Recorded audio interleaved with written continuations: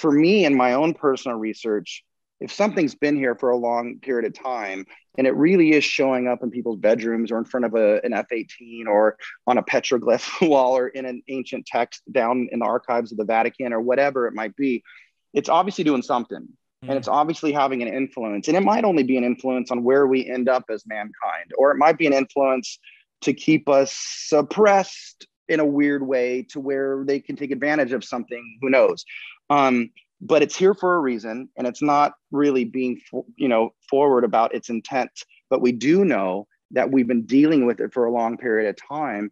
And so when you start coming to like the way they think and the stakes involved and the reality of it, and I start hearing about these encounters from the people that were there. I was out in Colorado Springs and I had a meeting with a couple of generals, and we were just shooting this about all this stuff. And something was discussed that, it wasn't some big classified thing. It was more like things that people are having happen to them or witnessing, and it's an issue. And I remember waking up in the middle of the night, I was like, you start to look around you and not really trust your environment.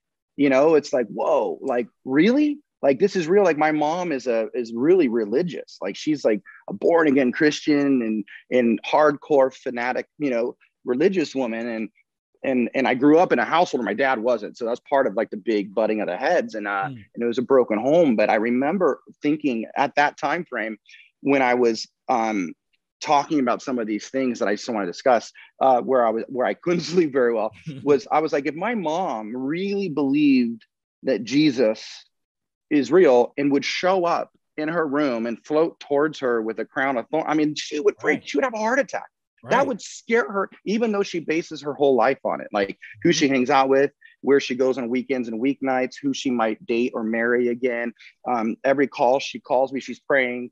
But she believes this viscerally, but if she saw something like that, it's a different deal. Once it's like really real, it's not just reading it in a book and believing in it. And that's kind of what I came to with the whole UFO thing. It wasn't just like believing it. It was like, oh my God, this is real.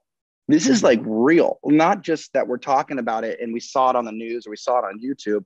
It's like when you're alone in your bedroom in the middle of the night, you got to look around and go, who knows what can happen?